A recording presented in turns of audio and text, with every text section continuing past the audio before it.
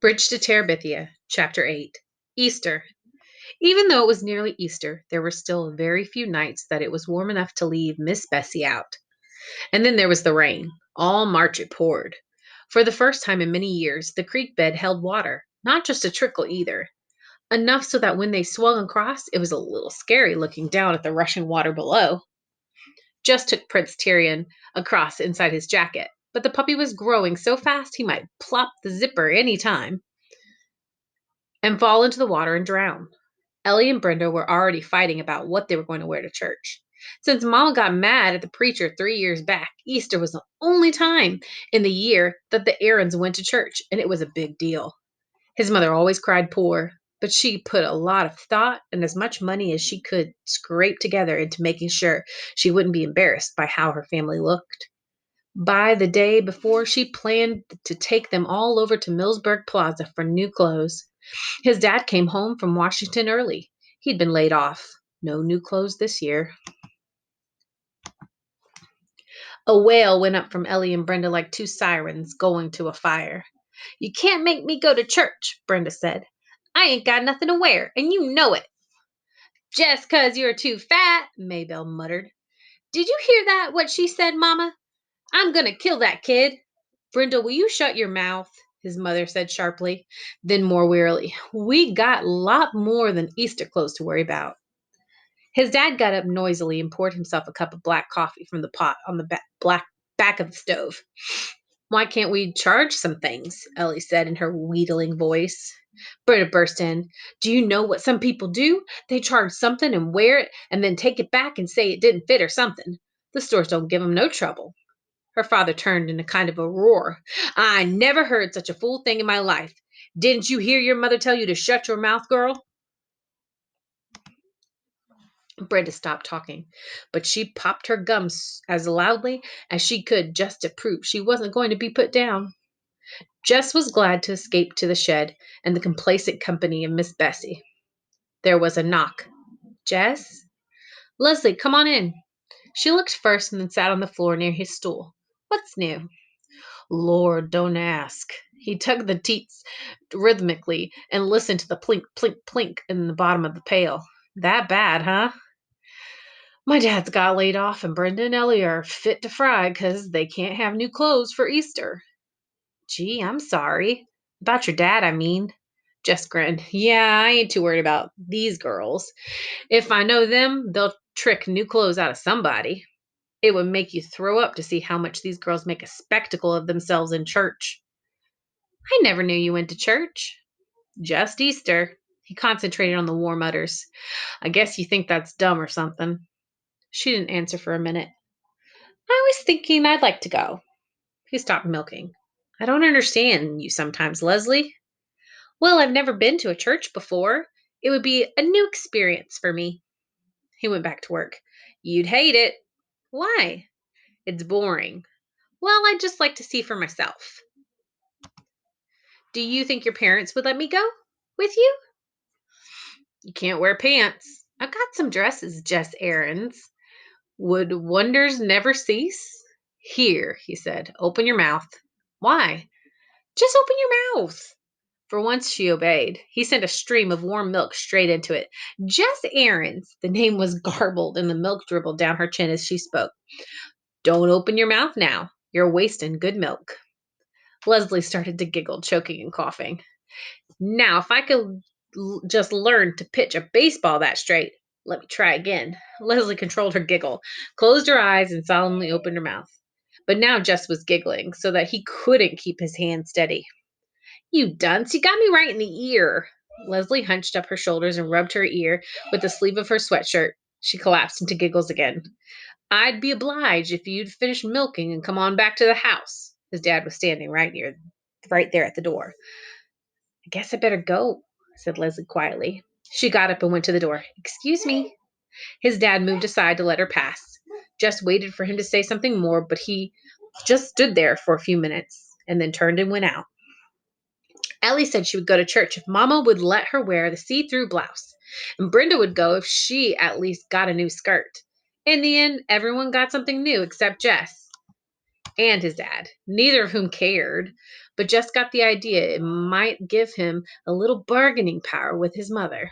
Since I ain't getting anything new, could Leslie go to church with us? That girl?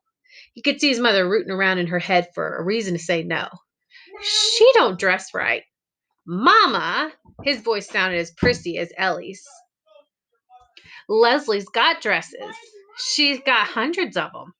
His mother's thin face drooped, just bit the outside of her bottom lip in a way Joyce Ann sometimes did, and spoke so softly Jess could hardly hear her. I don't want no one poking up their nose at my family. Jess wanted to put his arm around her the way he put it around Maybelle when she was in need of comfort. She don't poke her nose up at you, Mama, honest. His mother sighed. Well, if she'll look decent. Leslie looked decent. Her hair was kind of slicked down and she wore a navy blue romp jumper over a blouse with tiny old fashioned looking flowers. At the bottom of her red knee socks were a pair of shiny brown leather shoes that Jess had never seen before, as Leslie always wore sneakers like the rest of the kids in Lark Creek. Even her manner was decent. Her usual sparkle was toned way down, and she said yes'm and no'm to his mother just as though she were aware of Miss Erin's dread of disrespect. Just knew how hard Leslie must be trying, for Leslie didn't say ma'am naturally. In comparison to Leslie, Brenda and Ellie looked like a pair of peacocks with fake tail feathers. They both insisted on riding in front of the pickup with their parents, which was some kind of a squeeze with Brenda's shape to consider. Jess and Leslie and the little girls climbed happily into the back and sat down on the old sacks his dad had put up against the cab. The sun wasn't exactly shining, but it was the first day in so long that the rain wasn't actually coming down that they sang, "Oh Lord, what a morning." Ah, lovely meadows, and sing a song that Miss Edmonds had taught them, and even jingle bells for Joyce Ann. The wind carried their voices away from them. It made the music seem mysterious, which filled Jess with a feeling of power over the hills rolling out from behind the truck.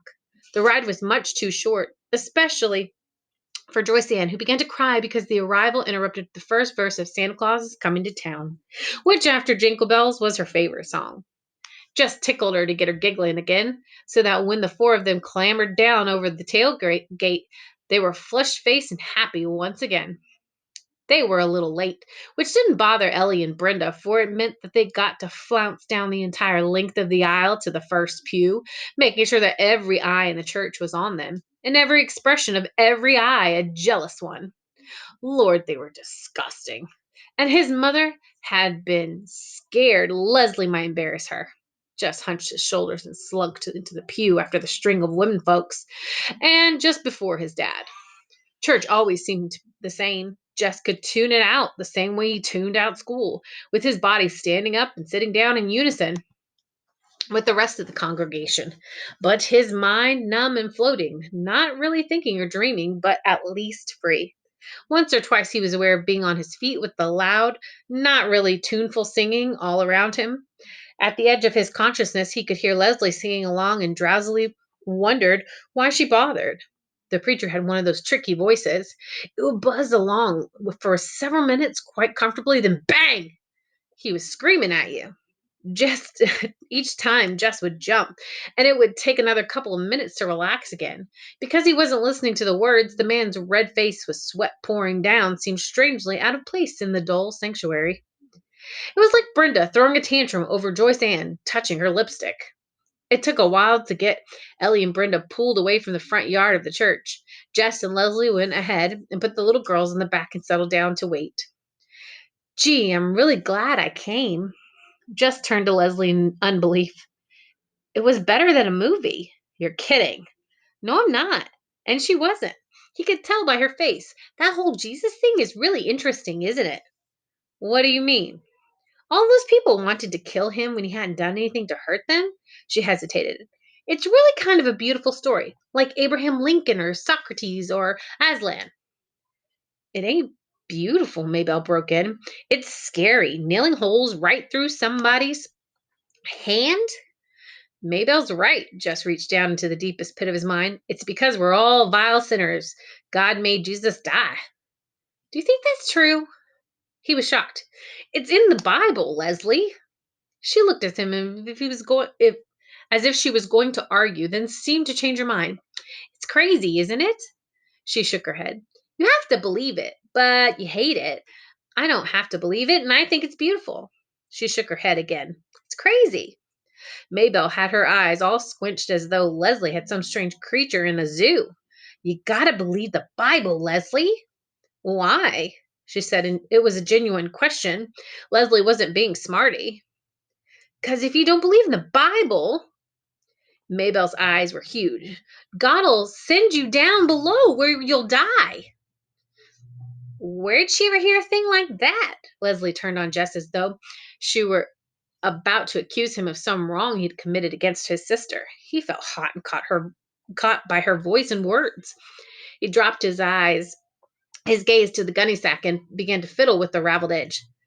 That's right, ain't it, Jess? Maybelle's shrill voice demanded. Don't God send you down below if you don't believe in the Bible? Jess pushed his hair out of his face. I reckon, he muttered. I don't believe it, Leslie said. I don't even think you've read the Bible. I read most of it, Jess said, still fingering the sack. It's about the only book we got around our place. He looked up at Leslie and half grinned. She smiled. Okay, she said, but I still don't think God would send people down below. They smiled at each other, trying to ignore Maybelle's anxious little voice. But Leslie, she insisted, what if you die? What's going to happen to you if you die?